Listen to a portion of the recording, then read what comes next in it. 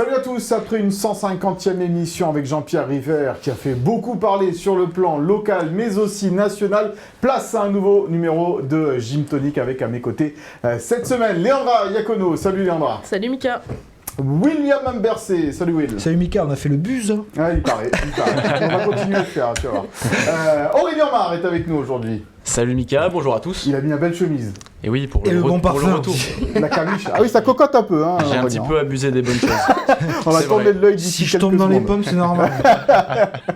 Il faut. Allez, lui aussi, donc, il a beaucoup buzzé ces dernières semaines. Ses commentaires enflammés ou dépités des matchs des Aiglons ont mis le feu aux réseaux sociaux. Le speaker et commentateur de l'OGC Nice, Constantin Djivas, est avec nous. Salut Constantin. Eh ben, salut Mika, salut à tous et merci pour l'invitation. Merci à toi d'être venu. Alors, nous engueule pas tout de suite, hein. Nous, on n'a rien fait. Pas du tout, je suis venu en paix. En paix Ça va. et en toute amitié. Bon, évidemment, on parlera avec toi de tout ce qui s'est passé ces dernières semaines, cette petite notoriété qui commence à se créer autour de toi, mais c'est toujours sympa, évidemment, de t'avoir avec nous sur le plateau. Au sommaire de cette émission, nous reviendrons donc aussi sur ces 2 points de perdus face à Lorient, avec un Tom Louchet, double buteur, qui semble à nouveau regarder droit devant. Il sera dans notre focus. Nous parlerons tactique aussi avec Aurélien en décortiquant l'égalisation lorientaise. Mohamed Aïcho est-il indispensable sur le côté droit? Ce sera le débat dans notre pour-contre de la semaine. Et puis dans la deuxième partie de cette émission, nous évoquerons le déplacement à Paris face au PFC avant de terminer sur un souviens-toi consacré à Antoine Comboiré et ses confrontations face à l'OGC Nice. Mais on démarre donc cette émission avec ce malheureux 3-3 contre Lorient. C'était dimanche dernier, bien évidemment, à l'Alliance Riviera. Leandra, à domicile, l'OGC Nice n'avance plus. Ouais, c'était, je pourrais pas dire cruel, parce que ce nul, finalement, il est assez mérité pour Lorient, et on l'a senti venir, en fait, Oui. toute la deuxième mi-temps. Mais le scénario est quand même terrible, parce que comme tu l'as dit, Mika, Nice pouvait enfin gagner à l'Alliance, en tout cas en Ligue 1. Pouvait prendre 9 points d'avance sur ses poursuivants, Nantes et Auxerre. Et puis voilà, il y a eu 2 fois 2 buts d'avance pour le Nice qui n'a jamais su se mettre à l'abri finalement. Hein. À chaque fois, la réduction d'écart du score est arrivée très vite. 4 minutes le premier but pour le 3-1, pour le 2-1. Et puis 8 minutes après le 3-1. Donc c'était très difficile à digérer. Une équipe de Lorient qui n'a rien lâché, mais des Niçois qui ont procédé beaucoup en contre, qui ont un petit peu abandonné le ballon, qui physiquement peut-être n'ont pas tenu le choc non plus, et qui ont été rattrapés par leur fragilité défensive qu'on constate depuis le début de saison. Ouais, c'est bien ça, hein. Les mots de l'OGC Nice depuis le début de la saison, c'est cette défense qui prend l'eau, en fait, William. Au-delà de la défense, en fait, parce que moi je trouve que la charnière Dante Opong ne fait pas un mauvais match. C'est plus dans l'attitude collective, dans les aspects défensifs. Il y a Klos qui fait une petite erreur sur le penalty, et surtout en fait en fin de match on voit une équipe qui est en manque de confiance et qui défend très très très bas, voire trop bas. Ils sont 10 dans la surface sur le dernier but, et donc pour en avoir parlé avec un joueur, ils ont conscience qu'il aurait fallu à ce moment-là avoir un peu plus de maîtrise, garder le ballon, faire courir, et ça ils n'arrivent pas à le faire. Et c'est vrai que les débats étaient très équilibrés entre Lorientais et Niçois, mais encore une fois, hein, sans m'acharner, mais c'est l'arbitrage qui fait la balance, puisque Lorient mérite à son pénalty, l'OGC Nice le méritait aussi. On en reparlera évidemment de l'arbitrage, parce qu'on a posé la question à Claude Puel en conférence de presse. On va regarder les stats de cette rencontre entre Nice et Lorient, et comme tu l'as dit, ça se traduit un petit peu, voilà, cette équipe de Lorient qui au final a plus eu le ballon que l'OGC Nice, s'est créé également des occasions en plus grand nombre, en tous les cas en tir, en plus grand nombre que les Niçois, que ce soit tir cadré ou tir non cadré. Donc peut-être qu'au niveau des statistiques, ce match nul est logique, Constantin, mais quand on mène 3-1 face à une équipe comme Lorient, quand on sait que les adversaires ont perdu et qu'il y a moyen de mettre un gros écart avec le barragiste, c'est un match qu'il faut absolument pas, faut pas gâcher ses points, quoi. J'en parlais avec Leandra là tout à l'heure avant de venir. C'est là où on voit que les sentiments et les chiffres, ça s'accorde rarement. Parce que dans les chiffres, on prend un point contre une équipe en forme, le gym prend un point contre une équipe en forme, tu prends un point de plus sur le barragiste. Mais le sentiment, se faire rattraper comme ça laisse de l'amertume. Et c'est vrai que les chiffres et les sentiments, ça fait rarement bon ménage. Mais on se dit tous, on doit gagner. Bon, on perd pas, on avance un petit peu.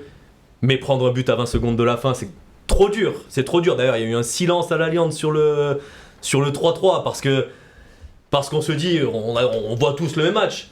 On se dit tous, il y a penalty. Comment eux, ils ont le penalty, nous, on se dit tous la même chose. On se serre les rangs, comme contre Rennes. Je vous rappelle un match que le gym a gagné à l'extérieur, où on a fini tous les joueurs dans la surface et ça avait tenu.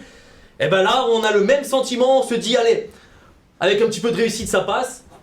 Et ça fait 3-3. Ça fait pas une mauvaise opération comptable. Hein, tu l'avais souligné après le match, Léandra. Ça fait une bonne opération comptable. Mais ça fait de la frustration et on se lève tous avec un mal à la tête le lendemain. Et oui, surtout que le GC Nice n'a plus gagné depuis le match contre Lille, hein, c'est ça, à domicile aussi Aurélien, et que ça manque un petit peu. William nous parlait de cette histoire de pénalty, rafraîchis-nous un petit peu la mémoire, parce qu'il y a un pénalty sifflé, évidemment pour Lorient après examen de l'arbitrage vidéo, mais il y a aussi une faute sur Shaw dans la surface de réparation qui là n'a pas été checkée. Mais il y a une faute sur Shaw qui aurait là aussi mérité l'appel de la VAR. Alors que l'arbitre ne la voit pas, c'est toute une chose, mais encore une fois, et on en revient au même point, et c'est ce que William avance depuis des semaines, mais la VAR doit être mieux utilisée, c'est un coup oui, un coup non, alors que l'instrument est justement là pour mettre à mal les interprétations et avoir une décision binaire, et on l'utilise mal, et encore une fois, ça dessert le gym. Et puis, le deuxième aspect, c'est que il y a ces faits de jeu, il y a ce penalty qui n'est pas sifflé, c'est une chose, mais après, malheureusement, prendre ce troisième but, c'est aussi le signe malheureusement d'une défaillance mentale, au même titre que le score de partout a été arraché au tripes, au mental contre Brest, que Nice a renversé la rencontre aussi en Coupe de France contre Montpellier. Mais là, c'est pareil, ce match, il est perdu, on perd 2 points en tout cas au mental pour les Niçois.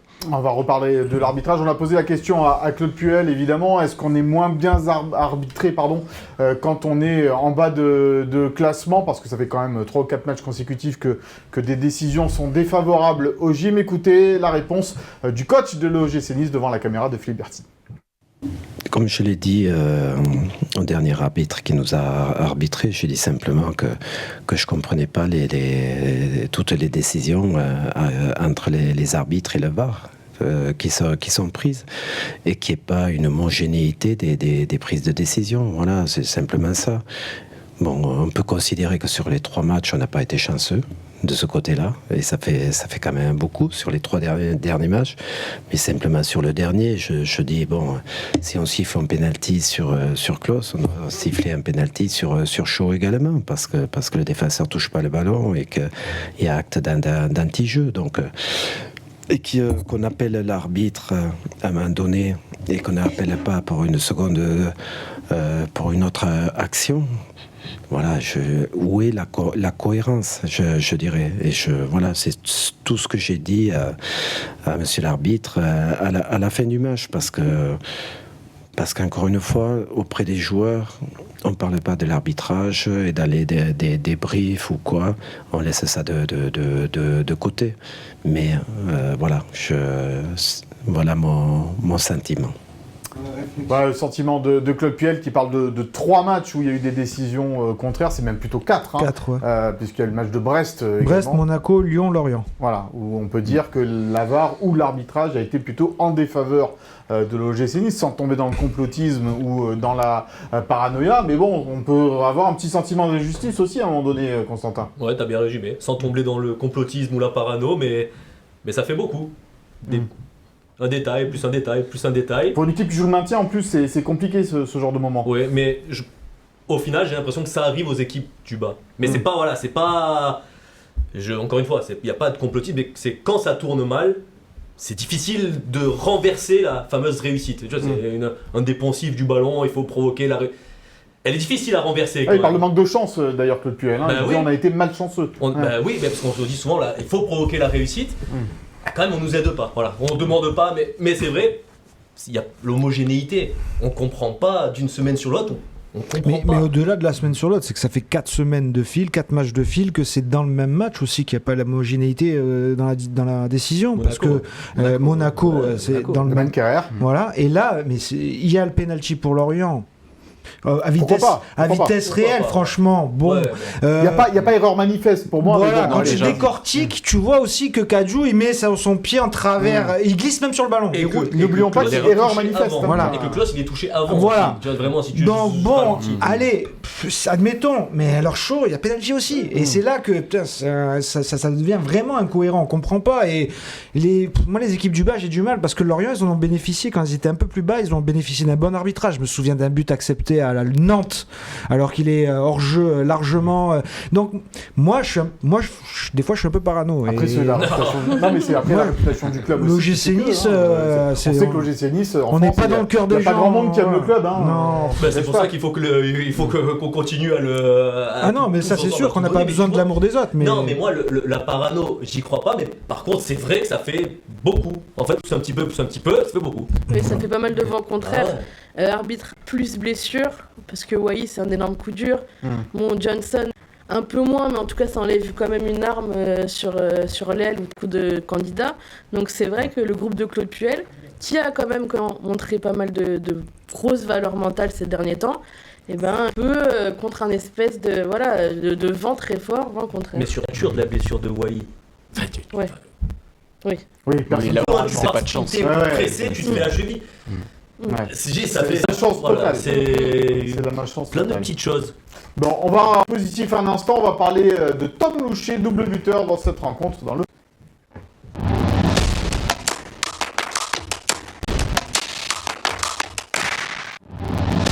Ouh, il a un jingle du focus, il est un peu au ralenti. Il va pas être au ralenti et Tom Loucher n'est pas au ralenti en ce moment. William, c'est à toi que je vais m'adresser en premier parce que c'est vrai que c'était un joueur qui était en difficulté francaise et qu'on pensait qu'il pourrait partir lors du mercato. Et là, Claude Puel s'appuie quand même beaucoup dessus et il est plutôt déçu. Alors en difficulté mentale, personnellement, je trouvais. Il mettait l'état d'esprit qu'il fallait. Il se disperse sur ses envies de départ, tout ça. Bon, mais l'arrivée de Claude Puel lui a aidé à l'endroit, comme à beaucoup de joueurs. On voit qu'il y en a pas mal qui ont retrouvé un niveau cohérent et Tom Loucher en fait partie parce qu'après, il faut être honnête. Il a des qualités, ce garçon. Ce pied, c'est une vraie. Claude Puel en parlera tout à l'heure. Voilà, il a un vrai pied droit. Quand il jouait latéral, d'ailleurs, c'est ce que un peu je critiquais, c'est-à-dire à ce poste-là. Pourtant, c'est un poste qui lui correspond plutôt bien parce que une vraie qualité de centre. Vraie qualité de centre, capacité de projection, voilà, de gros volume. Donc voilà, c'est juste ça que je crée. Tant mieux pour l'OGC Nice, tant mieux pour lui aussi. Et oui, il en est fait très efficace actuellement et tant mieux. Une petite idée, on a comparé les stats de Tom Loucher entre les matchs allés et les matchs retour. On va voir déjà ce qui s'est passé pour lui lors des matchs allés avec donc 16 matchs joués, 0 but, 2 passes D pour Tom Loucher, 7 ballons touchés dans la surface adverse, 149 passes réussies. Donc ce sont des stats somme toute assez moyennes pour un joueur, mais bon, qui sont quand même corrects. Et là, quand même, sur le tour, avec 2 fois moins de matchs joués, déjà 3 de passes D, autant d'occasions créées, quasiment autant touchés dans la surface adverse. Donc ça veut dire que, voilà, il est plus utilisé par Claude Puel aussi, il l'a remis un petit peu l'endroit, quoi. Oui, mais aussi, il joue pas au même poste, donc il est Il plus joue proche plus haut. il joue plus haut, il est plus proche. Donc c'est normal que mécaniquement, il soit un peu plus décisif, touche plus de ballons dans la surface. Par contre, on avait déjà remarqué sous Francaise, l'ancien coach qui le disait, que Tom Loucher, il est plus à l'aise quand il a la ligne à lui parce qu'il se disperse moins, parce qu'il sait où se placer. Et Claude Puel a très bien cerné, donc en le mettant un peu plus haut, mais toujours avec le couloir et cette ligne de tout qui le drive un petit peu dans ses déplacements, qu'il allait être utile avec sa suie de pied. Et du coup, il a su saisir sa chance à un poste où il n'y a pas tellement d'options. Parce que Tom Loucher, on l'imaginait lié à un moment donné. Tu veux dire que c'est quoi? C'est un choix par défaut aujourd'hui que fait Claude Puel? Par coup de blessé, il met Tom Loucher à cet endroit-là? Moi, je pense qu'il lui a vu des aptitudes. Je pense aussi que s'il y avait un Gouveia en forme, un Johnson pas blessé, Shaw et Diop pouvaient jouer aussi, que Wai était encore là, moins la possibilité, ou en tout cas de mettre Louchet à cet endroit-là. Et pourtant, Constantin, Farioli, déjà à l'époque, nous disait le plus grand bien de Tom, le fameux couteau suisse dont on parlera Claude Puel parlera tout à l'heure. C'est vrai que c'est un joueur, voilà, les entraîneurs y passent, mais lui, il est là et il essaye de faire son trou. Ben oui, c'est un 2003, Tom Louchet, il a 22 ans et ça, pareil, l'expérience commence à s'accumuler. Tu parlais de Farioli, et Francesco Farioli le mettait également des fois ailier. Je me rappelle contre Monaco, où il va chercher un penalty sur une aveugle de Dante. Je ne sais pas si vous vous rappelez de l'action. Il jouait ailier gauche. Et quand il est à gauche, il a aussi cette capacité à rentrer la surface, à se mettre sur son bon pied, et il a des qualités. Quand il était au centre de formation, souvent haut, souvent comme un 8-10 aussi. Il a reculé sur le tard, mais une palette assez large, Tom Louchet. Et il est juste devant la vérité aussi. Palette assez large, mais du coup, on ne sait pas très bien quel est son véritable. Peut-être ça aussi l'inconvénient de ce genre de joueur. Je rejoins tout le monde. Pour moi, il a toujours été meilleur sur le côté parce que s'il était un petit peu reculé en 6 ou en 8, il avait tendance un peu à s'éparpiller, ne serait-ce que récupération. Et on voit que c'est un joueur qui est quand même beaucoup plus porté vers l'avant. Ce repositionnement est vraiment bénéfique et puis on l'a vu presque sur les actions des buts. Le deuxième est quasiment un calquenier. Côté gauche, il peut rentrer et puis finir au poteau. Il faut les mettre, ces buts, et puis voilà, c'est ça. Il faut avoir une vraie qualité pour venir finir. Donc à la fois à la création ou à la finition, moi le repositionnement de Louchet sur un côté est vraiment bénéfique pour son. Un peu plus haut. Faut les mettre techniquement, il faut sentir le jeu aussi. Et ça, il a vraiment bien senti. Ouais, le premier but, il faut le sentir. Le premier but, la course, le geste, se jeter, ça sent le foot.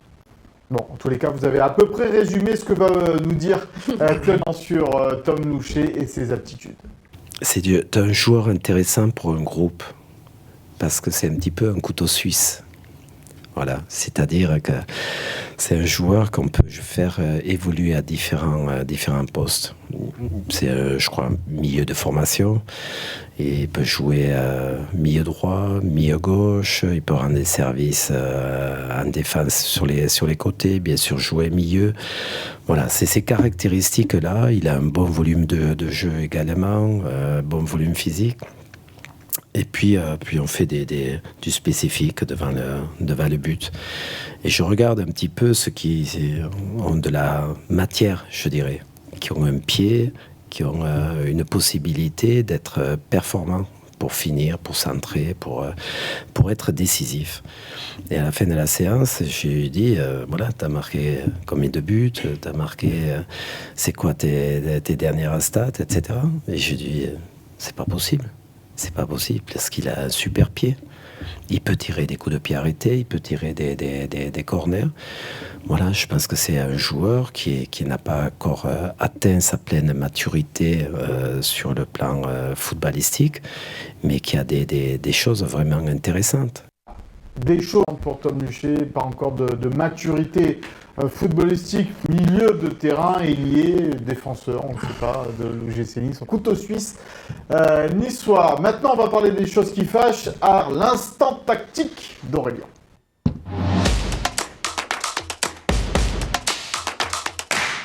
Et tu vas nous parler donc de cette égalisation lorientaise qu'on sentait certainement venir, Aurélien. Mais il y a quand même des petites fautes, des petites erreurs de la part des Niçois sur cette action-là. Bien évidemment, c'est un peu une succession de petites erreurs. Alors déjà, dès la construction de l'action, on voit que le positionnement de Kadiou pose problème. Parce que Shaw, Boudaoui et Sanson ne savent pas très bien quoi faire. Donc Meïté va remettre sur l'entrant Kadiou. Et c'est Sanson qui va finalement sortir sur le futur receveur. Mais en faisant ça, on va voir que l'ancien Marseillais va libérer l'espace dans son dos ici pour Makengo, qui l'avait pourtant bien suivi au marquage sur le début de l'action. Le décalage est créé.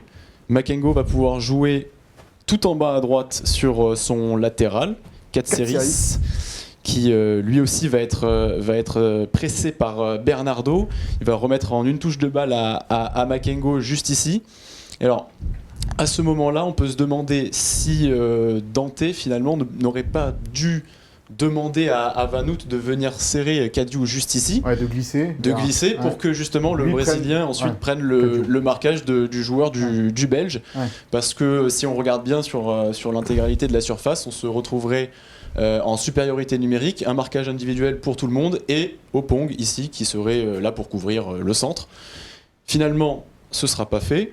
Makengo reçoit la balle. Et Kadiou est tout seul. Il aurait même pu servir Kadiou déjà ici sur cette situation, toujours tout seul. Finalement, il choisit de dribbler, de partir dans une feinte.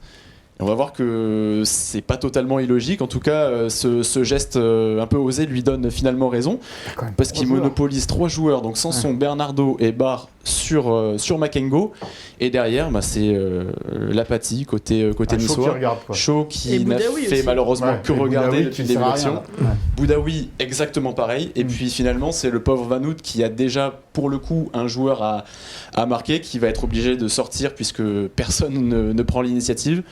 Sur Kadiou, qui reçoit la balle de Makengo, mais c'est trop tard. Et comme le faisait remarquer William tout à l'heure en conférence de presse, t'as quand même 10 joueurs niçois dans la surface de réparation. Ils étaient tous là. Pour défendre. Tous là pour sauf défendre. Shaw, qui lui aurait dû y être, du coup, dans la surface de réparation. Ouais, oui, non. C'est ici pour couvrir Kadiou. Mais il a dit au tout départ, je pense qu'il y a un manque de communication et Vanout ne doit pas être aussi bas que les défenseurs centraux. Si Vanout se fait sortir par Dante ou un autre, c'est lui qui peut monter plus tôt sur Kadiou. Les torts sont un petit peu partagés. C'est vrai que ça aurait pu être Shaw, ça aurait pu être même Boudaoui, ça aurait pu être Vanout. Boudaoui est assez inutile sur la surface. Là pour le coup, c'est vrai qu'il a personne à surveiller à la sortie, à l'entrée de la surface sur les situations précédentes, quand l'action était un peu plus en retrait. Donc ça aurait très bien pu être aussi Boudaoui et Shaw a galopé comme un fou aussi pendant. Oui. 15 minutes. Par contre, Barr le crochet. Il se fait un peu éliminer facilement. Il plonge un peu trop dans la feinte. Il se retourne en plus. Donc bon. Voilà donc l'explication d'Aurélien sur cette action lorientaise qui a amené donc le 3e but dans les arrêts de jeu. L'indiscret.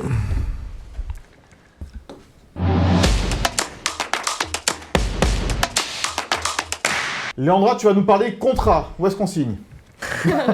Les contrats des jeunes. Voilà. Maurice Cohen, vice-président de l'OGC Nice, nous avait déjà fait une passe D quand il était venu sur notre plateau. Il avait annoncé qu'il voulait signer 4 joueurs à ce moment-là.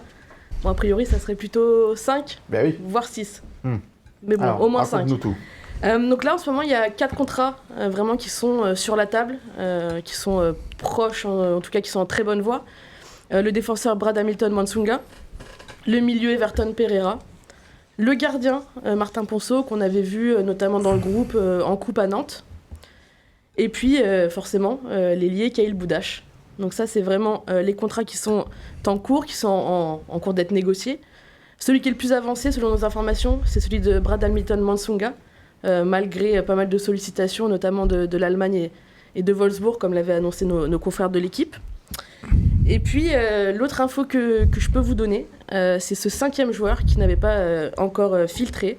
Et ce joueur serait Junior Manza.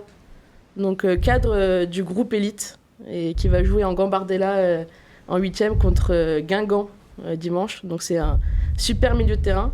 Donc là encore, énormément de courtisans. Les négociations ne vont pas être faciles, mais en tout cas, le club a envie qu'il devienne pro à l'OGC Nice. En plus, il est né à Nice, comme Mansuga, comme Everton Pereira. Donc ça serait aussi de très beaux symboles. Je t'ai vu sourire, Constantin, quand Léandra a évoqué le nom de Junior Manza. Est-ce que tu peux nous parler un petit peu plus de ce joueur, puisque tu as l'air de bien le connaître? Bon, bien, je sais pas. Parce que tu as commenté les matchs de la Gambardella. J'ai commenté le match de la Gambardella contre Marseille et je l'ai vu jouer à quelques reprises. Il a quelque chose de différent. Voilà. Après, il faut pas s'emballer parce que encore une fois, ça reste un jeune joueur. C'est un milieu de terrain qui est costaud, c'est un gaucher, c'est un niçois. Il est très serein, même sous pression, il est serein, il met de l'impact, il tremble pas. C'est lui qui a mis la Panenka contre Marseille décisive, c'est lui qui va marquer à Monaco à la 90e. Il a déjà un gros caractère, il a un sacré pied gauche et il est différent. Voilà, il est différent. Mais il y a beaucoup de jeunes joueurs, mais bon, je n'étais pas au courant, mais il a quelque chose de différent et il a quelque chose de rafraîchissant, Manza. Et puis j'ai toujours une tendresse particulière pour les gauchers. Voilà, il a un sacré pied gauche. Étant gaucher toi-même. Et oui, bon, tant gaucher, mais bon, je fus gaucher. Non, mais c'est un bon joueur, Manza, et je parle Manza, mais comme avec il était avec Asni un peu plus bas contre Monaco, il était avec le petit Camara contre Marseille. Voilà, il y a du talent, mais c'est vrai que dans cette aventure, Gambardella, et il joue ce week-end à Guingamp. Junior Manza, d'ailleurs, il me semble qu'il n'a pas joué le match dernier pour pas prendre de jaune et pour pas être suspendu ce week-end. Donc là, il est là, c'est quelqu'un qui compte et c'est quelqu'un de différent. Voilà. Un mot sur Khalid Boudache quand même, Will, parce que c'est l'un des 4 qui est dans les petits papiers pour signer un contrat. Est-ce que tu penses que les négociations vont être difficiles pour lui parce qu'il doit susciter déjà des petites convoitises? C'est à son entourage et lui-même de faire la bonne réflexion. C'est-à-dire que quand tu viens t'engager à l'OGC Nice en post-formation, que tu atteins le palier où on te donne ta chance chez les pros, que tu côtoies un coach qui te donne les moyens de progresser et de t'installer progressivement dans le groupe pro, je pense qu'il ne faut pas mordre la main qui t'a nourri. Donc, le problème, c'est que Francaise, lui, ne faisait pas trop confiance. Non, mais ce n'est plus la même situation. Je sais, mais bon, s'il y a encore un changement d'entraîneur l'année prochaine, il est en train de faire son petit trou, là. On est loin de dire que c'est un professionnel aguerri du groupe pro. Mais c'est une vraie solution aujourd'hui dans l'effectif de Claude Puel. Il fait des choses très justes, il progresse, il marque des buts. Franchement, il a déjà deux. C'est déjà beaucoup. Il aurait pu en marquer un deuxième d'ailleurs dans le match face à Lorient. Il peut marquer à Lyon. Oui. Il peut avoir le penalty à Lyon. Il beaucoup de situations. Voilà, c'est vraiment un joueur très intéressant. Et belle transition, il se passe quelque chose. Il se passe quelque chose aussi à l'OGC Nice. Il y a des hommes qui ont changé, il y a des choses, une politique qui change. Quand l'année dernière, il y a seulement Djibril Koulibaly qui signe professionnel, qu'on a laissé Everton Pereira, capitaine de la Gambardella, sur le bord de la route, qui a failli quitter le club. Cet été, je suis très heureux d'entendre qu'il y en a 5, voire 6 qu'on leur pose un contrat sur la table. Enfin, l'OGC Nice reconnaît ses talents avant de regarder à l'extérieur. Mais on a parlé avec le président River la semaine dernière, c'est obligatoire aujourd'hui que l'OGC Nice fasse confiance à ses C'était aussi obligatoire jeunes l'année joueurs dernière. de l'académie parce qu'il n'y a plus d'argent. Mais t'en avais pas l'année dernière non plus. Oui. Peut-être que tu sentais moins venir la crise des droits télé, tout ça, tu sentais moins venir tout ça. On va pas reparler des droits télé parce que ça fait beaucoup parler cette semaine au niveau local et national. La petite sortie de Jean-Pierre River sur Canal+ la semaine dernière nous a amené... Grâce à ta très bonne question. Oui, enfin bon, ça on fait le métier, mais ça a amené pas mal de réponses pour le président de l'OGC Nice. Celui qui buzz, ici à mes côtés, c'est aussi Constantin, il est dans le tac au tac.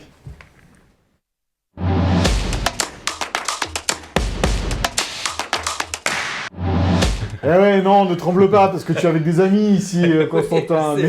Mais c'est vrai que c'est incroyable ce qui t'est arrivé ces dernières semaines. Tout part presque... Alors, il y a l'histoire de Porto, déjà, ce fameux but au bout de 10 secondes. On va le revoir rapidement, on va revoir l'extrait rapidement pour que tu nous en parles après, derrière. Non, mais c'est pas vrai, 19 secondes et but de Porto. Mais c'est pas vrai, but de Porto... But de Porto du numéro 10 de Gabri Veiga, mais au bout de 19 secondes. Au bout de 19 secondes, mais c'est pas vrai. J'arrive plus, mon cher Wele, ça bug, mais c'est pas vrai. Mais c'est pas vrai. Mais c'est pas vrai. Mais c'est pas vrai. Alors j'allais dire salut à Choa, salut à tous les supporters, salut aux gens de la pop, bravo pour ce soutien magnifique, pour ces 40 ans, j'allais dire bravo, j'allais dire bravo, on prend un but au bout de 19 secondes, Maï, Ça, c'était la première contre Porto, on l'entend encore dans l'oreillette, ça c'est... Alors là, tu pètes un câble. Non, si je pétais un câble, ça viendra après le pétage de câble. Non, mais ce serait autre chose, disons que je commente. Là, c'est pas un centre, c'est un abordage. Et tu te dis que c'est important, t'y crois encore. Tu prends un but au bout de 18 secondes, tu vois, pour moi, c'est pas craqué. Je peux pas rester, en fait, je peux pas rester comme ça. La question que tout le monde se pose, c'est est-ce que tu as le droit de réagir comme ça quand tu es salarié de l'OGC Nice? Eh ben, grâce au club, oui. Le club me dit, écoute, t'es comme ça dans les bons moments, parce que c'est pas la première fois qu'il y a un extrait qui tourne, c'était souvent sur des bons moments. Pourquoi maintenant, une fois que c'est compliqué, on va venir te prendre à la gorge et te dire, maintenant tu vas te taire en gros? Mais non, c'est pas ça. Et le club me dit, écoute, C'est comme ça, dans les bons moments comme dans les mauvais moments, c'est comme ça qu'on a envie que notre parole passe. Mais c'est génial, comme consigne, c'est magnifique. Et donc, après, attention, je te dis ça là maintenant, je fais pas le coq, hein. Je vois ça. Mais moi, je suis en direct, je comprends même pas trop, donc je le dis, après le jeu reprend. Bon, le jeu. Et quand je vois après les proportions que ça peut prendre, on me dit même, c'est passé sur certains JT. Mais je vais chercher mon fils une fois à midi, il rentre à midi. Mais c'est pas vrai. Mais tu vois, j'ai fait 2 chicken et du riz, j'ai dit, qu'est-ce que tu dis Même mon fils, on lui a montré cette vidéo à l'école. Tu vois, et des fois, non mais le club, heureusement, mais après, il y a quand même un côté où j'y vais, je suis pas tranquille quand même, parce que c'est vrai, je suis salarié du club. J'ai eu un moment où je me suis dit, bon, j'espère que on va pas me taper sur les doigts. Et heureusement, non, au contraire, on me tape pas sur le doigt, on me dit de continuer à être le plus naturel possible. Et la deuxième vidéo, là, c'est la gloire totale pour toi, Constantin, c'est ce fameux Lens-Nice. Centre de Mathieu Hudol, tête d'Hudson-Edouard. Centre de Mathieu Hudol, tête d'Hudson-Edouard. Centre de Mathieu Hudol, tête d'Hudson-Edouard. Centre de Mathieu Hudol, tête d'Hudson-Edouard. Centre de Mathieu Hudol, tête d'Hudson-Edouard. Centre de Mathieu Hudol, tête d'Hudson-Edouard. Ça fait 2-0. Ça fait 2-0. C'est pas juste, mais c'est le haut niveau. Ça fait 2-0. Ce n'est pas juste, mais c'est le haut niveau. Centre de Mathieu Hudol, tête d'Hudson-Edouard. Centre de Mathieu Hudol, tête d'Hudson-Edouard. Ce n'est pas juste, mais c'est le haut niveau. Alors là... En même temps, je comprends que c'est drôle. C'est ce que je peux dire. Coupable. Voilà. Là, Constantin, Fantastique. là, c'est la gloire qui commence. Parce Ouais, que là, mais- celle-là, elle a eu des reports de répercussions, pas seulement chez ton boulanger, mais elle a eu des répercussions dans la France, voire l'Europe entière, cette vidéo-là. Oui, mais je m'attends pas. Enfin, tu vois, moi, je m'attends pas à ça. Je m'attends pas à ça, et je le dis, je répète, ça me rend fou. Il était tombé une stat en avant-match où, au final, c'était Hudol, l'un des meilleurs. Ça me rend fou, mais quand même, dans la manière de craquer. J'essaie de pas dire n'importe quoi, et c'est pour ça que mais après tu te le Ça dis. t'évite de les insulter, d'insulter les joueurs, Alors, je répéter peux pas, ça. je peux pas insulter les gens, mais ça m'évite de dire des bêtises. Et tu répètes, mais le problème c'est quand tu répètes, tu sais, c'est comme. Tu finis par t'énerver à un moment, Non, mais t'énerves pas chez nous, hein, on Non, est mais pour c'est rien, quand je le vois, tu t'énerves, Mais après, oui, t'as des rebonds improbables. T'as des rebonds incroyables, je m'attendais pas à ça, mais le fond, au fond, le gym, on est triste. Et c'est ça qui, malgré tout, allez, au moins, bon, moi, tristesse, plus frustration, plus ça fait que ça fait un peu sourire. Mais au fond, on en prend 2 à Lens, et comme on en prend 2 à Lyon, alors que c'est pas juste, voilà, j'aurais pu redire la même chose à Lyon. On pousse, c'est pas juste, c'est le haut niveau. Tu nous as pas ramené de goodies par contre. Alors ouais, qu'est-ce qui se passe après ça? Parce que t'es devenu ça, un mème, t'es devenu quoi? Ça, Un t-shirt, Un qu'est-ce qui s'est passé? Un mug aussi. j'ai Ouais. mais en plus moi j'ai pas de réseaux sociaux, donc j'ai pas de réseaux sociaux ou de réseaux sociaux, et du coup on m'envoie c'est des copains qui m'envoient des mugs, voilà, des mugs, ils m'ont fait des mugs en Simpson, des mugs avec les 2 joueurs, les joueurs qui retweetent, même les joueurs, pas longtemps il est sorti une chanson de rap, j'ai même vu des supporters. Une chanson de rap? Une chanson de rap, oui, avec le rappeur qui est venu saluer Hudson-Edouard, et ça, début de sa chanson, c'est ça.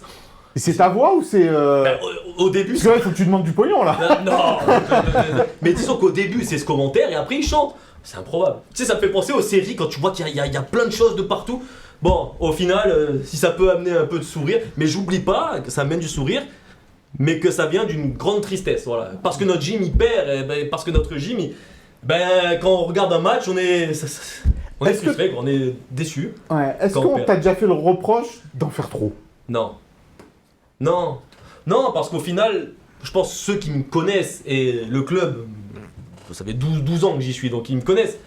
Ils savent que moi, je cherche pas à ça.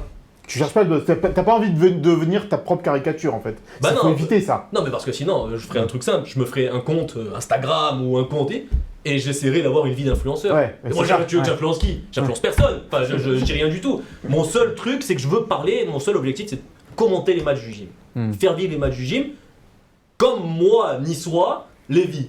Et Donc comme je pense avec plein de potes, je les vis. Après, le reste. Tu prépares pas tes phrases avant, Non, machin, mais par tu contre, peux dire. à chaque fois que j'ai une phrase dans une chanson, dans un livre qui me plaît, je les prends et après je les regarde. Mais ça, comment tu veux que je prépare le centre de Mathieu Hudol, tête d'Hudson-Edouard? Si, tu as dit que le centre des Mathieu Hudol, on savait que c'était dangereux. Non, mais ça, parce que j'ai fait en préparant le match. Non, Ouais.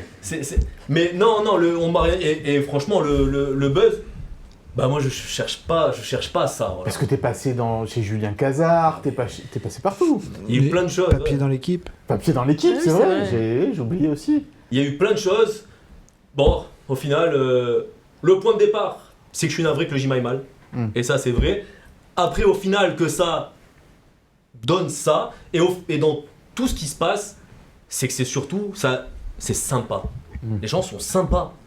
Les gens sont sympas, ils comprennent, et même de plein de clubs. Parce qu'il y a Ils ont presque même pitié de toi, ils ont dit il faut qu'il aille voir un psy, le pauvre. Voilà, alors je sais pas si c'est bien d'inspirer la pitié. Non, mais dans les Non, mais pitié entre guillemets, c'est-à-dire il souffre quoi. Le mec est en souffrance quoi. Mais en même temps, on aime le gym. Qui ne souffre pas quand notre club va mal? Je pense que ça, c'est universel à tous, ça c'est propre à chaque supporter. Mais on me dit, comment le commentateur il va se jeter, On est sérieux, je commente un match de foot. Oui, Tu vois, et j'ai plein d'amis qui ont des métiers difficiles, et le gym c'est leur parenthèse. Et eux ils souffrent aussi. C'est autre chose, il faut savoir que moi je suis un privilégié. Et ça je me dirais toujours que je suis privilégié et que j'ai une chance énorme. Et ben même si ça peut faire sourire, tant mieux, mais non, je peux pas être déprimé. Tu t'imagines, en tant que supporter, c'est dur. Mais en tant que mec qui travaille, je commente, je speak, c'est un rêve quoi. Enfin voilà, je le redirai, et je le redirai autant de fois que. Et les audiences, elles ont augmenté ou pas? Sur ces lives-là, oui, mais parce que et en même temps. À qui tu veux en vouloir d'aller voir le mec qui se fend de... Ça fait plaisir, les gens, ça les fait, je comprends que ça fasse plaisir. Attends, je me rends, mais qu'est-ce qu'il a le mec? Des fois, je me reconnais pas trop, mais je comprends. Regarde, je te donne un exemple. Quand Monsieur Troubine marque un but de la tête, c'est quoi mon premier réflexe? Troubine, le gardien de Benfica, qui marque et qui évite Marseille. C'est que je vais voir tous les commentateurs de l'OM. Je comprends, ça fait partie du jeu, ça fait partie du folklore. Et si au moins ça peut amener de la sympathie et de la bienveillance, ben franchement je prends. Voilà, t'as été contacté par des gens pour travailler pour eux derrière, pour commenter les matchs, des choses comme ça. Est-ce que tiens par exemple, je sais pas, Ligue 1 Plus t'a appelé pour dire tiens l'année prochaine on te prend pour avoir une pastille peut-être chauvine dans nos commentaires? J'ai reçu des messages, j'ai reçu quelques messages. Mais encore une fois, que des messages sympas, que des bonnes choses. Et le seul message, moi, que si je peux en faire passer un, c'est que je remercie surtout le gym, parce que qu'est-ce que tu veux de plus fort pour moi? Franchement, il n'y a pas... Voilà, on peut toujours essayer de voir à droite, à gauche, et je remercie, j'ai reçu quelques messages, et je remercie ceux qui me les ont envoyés. Mais le gym, c'est exceptionnel. Et malgré tout, malgré la situation, je vois le président Cohen ou le président River, quand ils reviennent, ils m'en parlent direct et avec beaucoup de bienveillance aussi. C'est comme ça, voilà. En tout cas, c'est le juste reflet d'un sentiment profond. Tant mieux, et je remercie le club de continuer à me laisser m'exprimer ainsi. Tu fais quoi les 15 et 22 mars? Parce qu'on aimerait bien te faire commenter les élections municipales à Nice aussi. C'est moins passionnant ça. Ça serait drôle. Football OGC Nice. Voilà, football OGC Nice. Mais en tout cas, je remercie tout le monde pour il y a beaucoup de bienveillance, et surtout ça. Il y a un joueur qui est fan de ce qu'il fait. Tu sais qui c'est? Tu vas me parler de Charles? Charles Vornout. Oui, alors comment ils réagissent d'ailleurs les joueurs fans de Constantin? Comment ils réagissent les joueurs? Ils t'en parlent aussi? Ouais, on rigole. Ouais. Tu vois, je sais qu'Antoine Mendy, la maman d'Antoine Mendy m'a parlé des lives. Les joueurs, même les joueurs d'avant, mais je sais que Dante, son fils, il regarde les lives aussi. Dans le groupe, voilà, il y a plein. Eli Wahi, parce qu'il y a la victoire contre Montpellier. Moi, je suis au bord terrain, je speak. Je me fais secouer en l'air par Djoumaba, un carcasson de Djouma. Secouer en l'air, Eli Wahi me parle direct. Il me dit j'espère que là, tu vas faire une belle vidéo.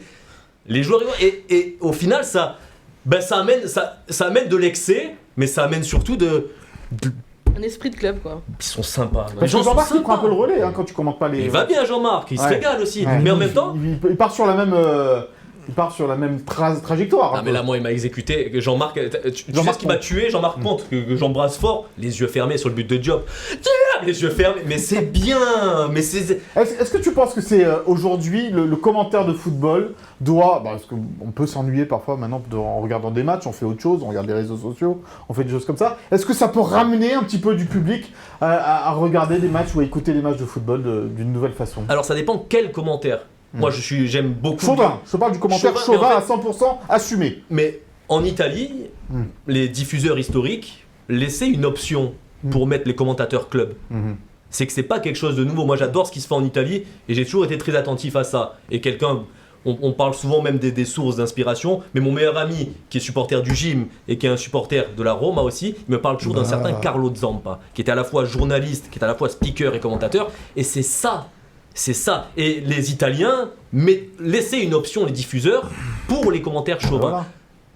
Ben, si en France... Ça peut être une solution pour régler la crise des droits de télé. Non mais il faut qu'il se passe quelque chose. Et c'est pour ça, des fois, ce qui peut émouvoir ici, en Italie, c'est la norme. Par exemple, c'est une manière de vivre le football. Alors après... T'as peur du dérapage ? Est-ce que t'as peur du vrai dérapage, comme il y a pu en avoir sur d'autres antennes comment tu fais pour éviter ça ? Je pense que c'est pas dans ma nature. Voilà. Je pense que c'est pas dans ma nature. Déjà, je commente... Parce que t'es en live, hein, il faut le dire. Je suis en direct, je suis en live, mais je commente toujours pour. Je veux pas commenter contre. Après, il y a des fois, j'avoue, sur des situations... En fait, les situations d'arbitrage, c'est celles qui me posent... C'est celles qui me posent le plus de problèmes, parce que c'est... Au final, je veux jamais causer de problème au GC Nice, et je veux toujours être raccord par rapport au discours officiel. Il y a une fois où j'ai eu peur, c'était sur un penalty qu'Andy Delors doit obtenir à Marseille. Il se fait marcher, enfin il y a penalty, mais je me demande comment on voit pas penalty. Et où là je dis, je sais, bon, je m'emballe un peu moins que ça. Je m'emballe un petit peu. Et au final, Julien Fournier passe derrière et tient un discours ferme. Et là, j'ai un peu soufflé. C'est les situations qui me causent le plus de soucis, ce sont celles-là. Après, en direct, je comprends pas, même centre de Mathieu Dolt, je vois après, mais sur le coup, je suis au bureau, au centre, je suis avec mon collègue.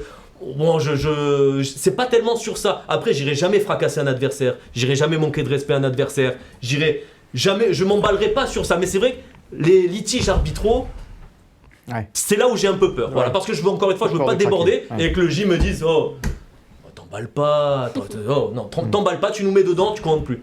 T'imagines ? Franchement, ça, ce serait une vraie déception et une vraie... Les plus maltraités, c'est les stylos, en fait, finalement, pendant les matchs. Non, mais... T'en jettes un peu. Les stylos. Même des fois, mais parce que je suis avec Wele et avec... des amis des fois qui sont là, on est plusieurs dans les lives aussi, ils sont aux côtés, on se fait le match ensemble. J'ai même mon papa qui parfois vient au centre pour qu'on commente, qui est juste à côté de moi. Parce que tu commentes que les matchs à l'extérieur, hein, dorénavant. Et dorénavant, oui. Speaker à l'Alliance Riviera. Voilà, et j'ai laissé c'est Jean-Marc, bien sûr, qui se régale là, ou Benjamin Bruno qui a commenté le dernier match aussi. Exactement, dimanche. Et je commente qu'à l'extérieur, mais je le fais du bureau, et il y a toujours une chouette atmosphère, c'est toujours sympa. Et pas sur le stade. T'as peur de prendre des coups Moi j'aimerais aller sur les stades extérieurs. J'aimerais aller sur les stades, mais ça m'arrivait avant, on avait fait toute la Coupe d'Europe, j'étais parti à Lens, j'étais parti à Bordeaux. En fait, je veux pas que ce soit mal perçu non plus. Je veux pas que ce soit mal perçu, et typiquement, on s'était posé la question pour le Vélodrome. Moi j'aimerais aller commenter au Vélodrome, mais supporter du gym interdit, tu commentes comme un supporter. Et au Vélodrome, la tribune de presse, elle est au cœur d'une tribune de supporters. Il n'y a qu'une petite barrière qui te sépare. Tu vois, et même nous, qui faisons juste que écrire des papiers sur un ordinateur, des fois on se sent pas trop en sécurité au Vélodrome. Moi, j'aime dans un monde idéal, oui. Dans un monde idéal, bien sûr. Après, encore une fois, je respecte tous les supporters, peu importe. Et j'aime pas quand les excès sont trop excessifs, mais j'aime les excès. Voilà. Donc c'est pas moi qui vais jeter la pierre. Mais je veux pas être non plus un caillou, en parlant de pierre, je veux pas être un caillou dans la chaussure du club. Bon, je veux pas poser problème. Tu vas commenter Paris FC Nice, bien évidemment. Bien sûr. Ce dimanche. Au bureau, tranquille. Bien. En espérant que c'est des excès positifs. En espérant qu'il y ait des excès positifs. Mais tu sais, je me dis, Mika aussi, heureusement qu'il n'y a pas d'autres... parce que ça fait quand même 5 saisons que moi je commente. Il y a des fois, j'ai fait des choses qui étaient un peu plus... Limite. Une fois, par exemple, je suis rentré à la maison, j'avais une badole parce que je me suis cogné sur un match frustrant. Et tu t'es réellement cogné la tête. Je me suis vraiment cogné la tête. Et c'était passé et tant mieux. Mais bon, disons que là maintenant que tu as le focus dessus, mais pareil, j'essaye de pas être caricatural. Voilà, c'est pas l'objectif. Rester naturel, évidemment. Et c'est comme ça aussi qu'on t'aime. On va parler justement du Paris FC Nice, rattraper les points perdus. Alors on sait, ça ne se rattrape pas des points perdus, mais à l'extérieur, le GC Nice doit être performant puisqu'il gâche des points à domicile. Et on en parlait tout à l'heure, William, un peu avec le code QL, et tu avais raison de faire cette analogie-là. C'est un peu comme le match de Nantes, quoi, au final. Moi, j'avais choisi le mot corrélation. Ouais, c'est moins difficile à dire. Exactement. Mais tu t'étais planté aussi. Oui, la balance. Oui, ça se joue un peu de... Non, oui, parce que en fait, c'est surtout dans le contexte. Moi, Avant le match à Nantes, j'étais un peu inquiet sur cette pression un peu qui peut être négative du match pour le maintien, du malheur au perdant, la classique match à 6 points et compagnie. Et j'avais trouvé le gym excellent en première période, ultra efficace. Ils avaient vraiment plié le match face aux Nantais. Et donc je me suis dit, c'est rassurant pour ce match-là, qui a un peu le même contexte en fait, parce que clairement, avec 7 points d'avance sur le barragiste aujourd'hui, tu te déplaces. On va voir le classement en même temps que tu chez parles. ton premier poursuivant, tu fais un vrai trou et limite, si tu gagnes à Paris FC, tu dis à Paris FC, voilà, battez-vous vous avec Auxerre et nous on s'en va quoi. Donc c'est pour ça que il me donne confiance ce match à Nantes, même si j'oublie pas qu'il n'y a plus Boilly. Oui, qui avait fait un gros match à Nantes, même s'il n'avait pas marqué. Mais voilà, je vois un peu cette analogie. Putain, voilà, tu m'as fait fourcher. Tu vois, j'ai voulu réutiliser ton mot, j'ai fourché. Mais voilà, oui. Bon, voilà. l'analogie. Corrélation. Aurélien, tu vas nous reparler tout à l'heure, évidemment, d'Antoine Comboiré face à l'OGC Nice, mais c'est une donnée importante de ce match, puisque le Paris FC a changé son entraîneur cette semaine. Et comme le disait Will, la physionomie est à peu près la même qu'à Nantes, à la différence que maintenant Nice va devoir faire face à un potentiel électrochoc du changement d'entraîneur au Paris FC avec l'éviction de Stéphane Gilly, et ça va être finalement toute la question autour de ce match. Est-ce que le gym va réussir à imposer son rythme en première mi-temps comme il l'a fait contre Nantes pour essayer d'étouffer complètement cet électrochoc possible et qui est toujours craint quand il y a un changement d'entraîneur comme ça dans une équipe comme c'est le cas au Paris FC. Mais rappelons quand même que cette équipe du Paris FC est assez friable à domicile. 5-0 contre Lens, c'est ça ? 5-0 contre Lens, le dernier match à domicile. Donc ça peut laisser des espoirs peut-être aussi à l'OGC Nice de percer cette défense. Il n'y a pas eu de centre de Mathieu Hudol et de tête de Steve Edouard. Pas de cette fois-là. Si, il n'y a pas eu un centre de Mathieu Hudol dans les 5 minutes. T'es sûr? Vous n'avez pas le relâché, hein. Je crois qu'il y en a un en plus. Il n'y a pas eu le même combo. Allez, celui qui s'est centré, puisqu'il a été auteur de 2 passes décisives dans le dernier match, c'est Mohamed Ali Chaud. Il est dans le pour-contre.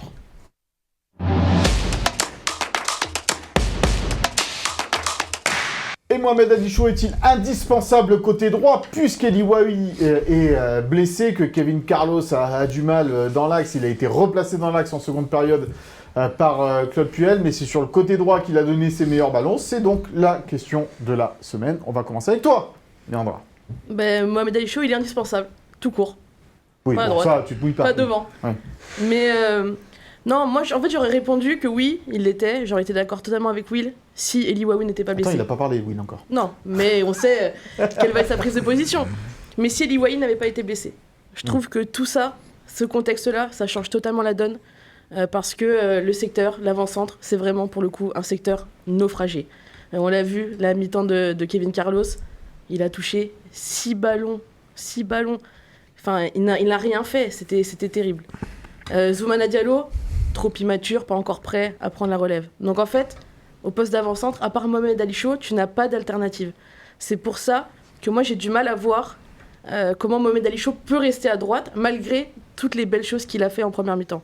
Mais on a vu qu'en seconde, quand il a été replacé, il a aussi été très bon, il a apporté beaucoup de bons ballons, et notamment il aurait pu être une 3e fois passeur décisif pour Boudache.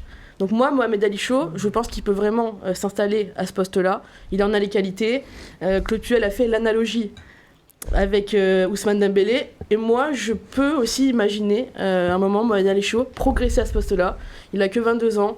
Il est capable de prendre énormément de profondeur. Il a beaucoup de mobilité. Alors il doit s'améliorer dans le jeu de haut but. Mais je trouve qu'à droite, il y a plus d'alternatives. Il y a Khalil Boudache aussi qui montre le bout de son nez, même s'il n'est peut-être pas capable encore d'enchaîner les matchs pleins. Il y a Tom Louchet qui peut jouer aile gauche, aile droite. Voilà, il peut y avoir des permutations aussi avec Sofiane Diop. Mais pour moi, Mohamed Ali Chaud, forcément, parce qu'on est dans le bricolage en ce moment à l'OGC Nice, va devoir dépanner au poste de numéro 9. L'OGC Nice ne pourra pas faire autrement. La réponse de William. Non, mais c'est juste la culture de l'instant. Hein. C'est Léandra l'a très bien dit. Il y a un poste qui est complètement. Il n'y a que des naufragés, c'est le poste de numéro 9. Donc tu as envie de mettre Mohamed Ali Chaud là-bas, mais Le problème, c'est qu'on l'a vu surtout en deuxième mi-temps à Lyon. Il disparaît au bout d'un moment quand il est en pointe comme ça, parce que c'est un joueur qui a besoin de partir de loin, il est jamais meilleur que quand il a de l'espace devant lui, quand il peut prendre de la vitesse. Et là, il devient très dangereux quand il prend de la vitesse, parce qu'il est vraiment très virevoltant sur ses appuis balle au pied. Et la première mi-temps contre Lorient le montre complètement. Les 2 buts viennent totalement de lui, sans cette accélération, sans ce coup de patte au deuxième poteau sur le premier but, l'accélération qui, même sans l'intervention de Louchet, je pense, rentre au fond des filets, donc c'est un but. Il a cette capacité à accélérer le jeu et il passe dans l'axe, c'est vrai, il a un bon échange avec Boudache, mais il se passe moins de choses, je trouve. Sur le côté, en fait, dès qu'il n'est plus là, il n'y a plus cet élan-là, et quand il est à droite, c'est le number one de l'équipe, c'est ton atout offensif. Et en pointe, il va se retrouver plus souvent dos au jeu, il va se retrouver plus souvent en point d'appui, il va avoir comme il l'a dit lui-même en conférence de presse, des défenseurs plus costauds dans l'impact derrière lui, donc c'est plus délicat. Moi je comprends le débat, c'est vrai que Kevin Carlos, que ce soit Zoumana Diallo, c'est trop jeune, donc on a envie de mettre Mohamed Ali Chaud, et je pense que Claude Puel va le faire d'ailleurs, mais je pense qu'il est vraiment vraiment indispensable côté droit pour créer et dynamiter le secteur offensif. Ton avis quand on tend sur la question? Moi, je pense que c'est un peu l'histoire de toute façon de ses premiers matchs en pro. Mohamed El Chaud, il a 22 ans, mais il commence à avoir une expérience. On parle de l'axe, on parle de la droite, je parle aussi de la gauche, parce que dans sa carrière, même à la Real Sociedad, il a déjà joué à gauche aussi. L'année dernière, il avait une bonne passe à gauche. La frappe croisée qu'il met contre Marseille, c'est quand il part de l'axe, il se met sur son gauche, il croise. Le but qu'il met au Celta Vigo, c'est à gauche. Je dirais pas qu'il est indispensable, non, je pense pas qu'il soit indispensable dans un rôle. Par contre, il est très important dans les trois. Quand il était parti à Angers, que ce soit avec Stéphane Moulin ou avec Gérald Baticle, Moulin était parti à droite, Baticle il était parti avec, il était avec Bouffal devant et il y avait Fulgini derrière, il y avait deux attaquants. Une position plus axiale. Mais il ne faut pas non plus oublier qu'il est capable de jouer à gauche. Donc au final, je pense qu'une des clés et une des choses les plus importantes, et Claude Puel l'a évoqué, c'est le volume. Si Mohamed El Chaud il arrive à faire 90 minutes en tenant la note, droite, gauche, axe. Effectivement, après dans l'axe, s'il joue en neuf, il va prendre des coups pour les autres. C'est ça. Et il peut tellement faire de différence qu'il vaut mieux s'en servir peut-être, qu'il prenne moins de coups et qu'on en tire la quintessence. Mais moi, je dirais pas indispensable à droite, mais ni dans l'axe. Parce que pour moi, même à gauche, il fait tellement de différence et il peut être tellement important. Ouais, mais Diop, regarde, par exemple, il joue en 10 aussi. Enfin, c'est pour ça, je le fixerai pas à un poste. Mais par contre, il est essentiel, il est super important et il est très polyvalent. Et j'arrive pas à voir la polyvalence comme une faiblesse. La synthèse d'Aurélien qui t'a le plus convaincu parmi tous ces arguments? Les deux arguments sont très bons. C'est vrai que je pencherais plutôt sur l'argument de Léandra, parce que, mine de rien, le profil le plus ressemblant aujourd'hui à Eli Wahi devant pour le gym, c'est Mohamed Ali Chaud. Et donc ce profil-là est forcément recherché. On a vu ce que le club, l'effectif, le collectif a donné quand il n'y avait pas d'attaquant qui prenait la profondeur en première partie de saison. Aujourd'hui, il est trop indispensable, Mohamed Ali Chaud, pour prendre justement cette profondeur, jouer devant, tandis que sur les côtés, on peut combler ça avec Diop, avec Louchet. Johnson va revenir un petit peu avant Eli Wahi, justement. Donc il serait plus utile, je pense, quand même devant que sur le côté, même si effectivement sa capacité de percussion est excellente côté droit. Allez, on va voir ce que vous avez décidé pour la compo probable. Sera-t-il dans l'axe ou à droite de l'attaque de l'OGC Nice? Mohamed Ali Chaud, c'est la compo.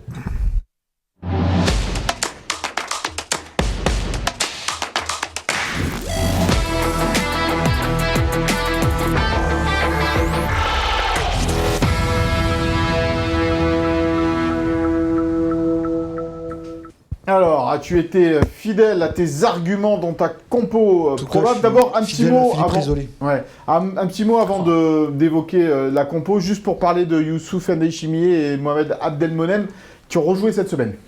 Ils ont rejoué 45 minutes contre Grasse en match amical, victoire 2-0. Oui, ils ont retrouvé des sensations, mais comme l'a dit Claude Puel en conférence de presse, ça sera long pour Oui, les voir il faut qu'ils vraiment retrouvent en du temps de jeu. compétition. Il faut qu'ils retrouvent du rythme sur des matchs amicaux. Donc je pense pas qu'on va les voir en compétition tout de suite, les deux. Peut-être au mois d'avril-mai, en fin de championnat. Et puis connaissant, il a répété, il en a beaucoup des défenseurs. Il y en a un paquet. Voilà, Claude Puel n'est pas du genre à oublier tous ceux qui lui ont rendu service pendant X temps et pour voilà. Alors Donc, justement, tiens, ces on le défenseurs. voit avec le cas de Maxime Dupé, Oui. qui était là quand Claude Puel est arrivé. Et du coup, Evan Diouf va jouer en coupe alors contre Lorient. Ouais, c'est le schéma qu'a appliqué Claude Puel depuis quelques semaines maintenant. Le championnat pour Maxime Dupé, la coupe pour Evan Diouf, Ça s'est inversé. qui Evan Diouf a aussi repris du rythme en disputant ce match amical contre Grasse. Avec Gouveia et Ndombele qui étaient buteurs. Gouveia, Ndombele buteur, exactement. Alors, les défenseurs.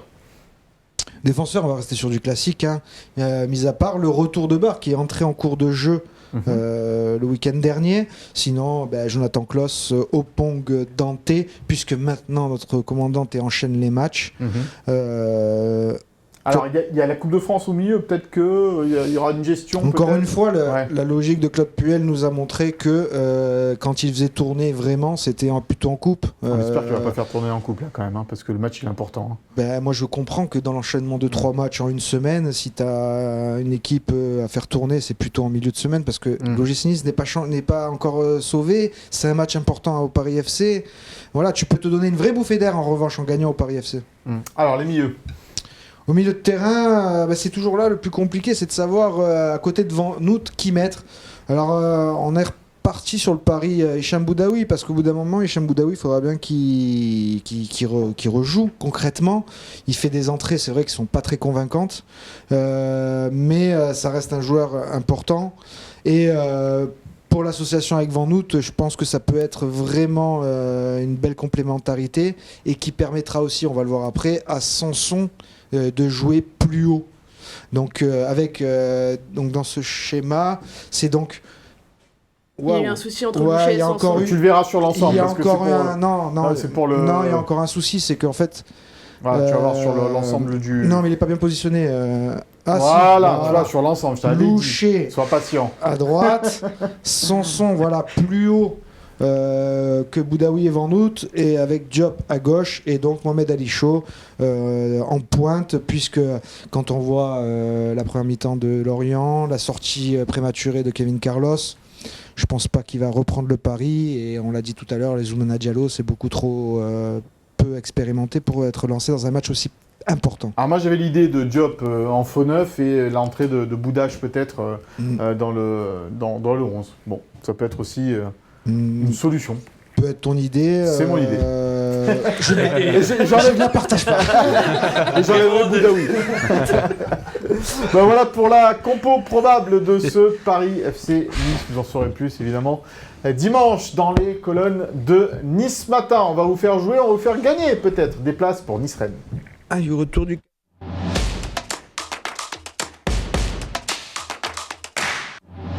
Deux places pour assister au retour de Francaise à l'Alliance Riviera, mais cette fois sur le banc du Stade Rennais, le banc de l'adversaire. Ça arrive vite déjà pour Francaise, ça sera la semaine prochaine cette rencontre entre Nice et Rennes. Et pour cela, il faut pronostiquer le score avec les buteurs, le nom des buteurs s'il y en a, de ce Paris FC Nice, le hashtag Gymtonic. Et voilà, deux places à gagner. Je parle sous le contrôle de Malo qui est le maître des places pour cette rencontre entre Nice et Rennes. Le souviens-toi pour terminer.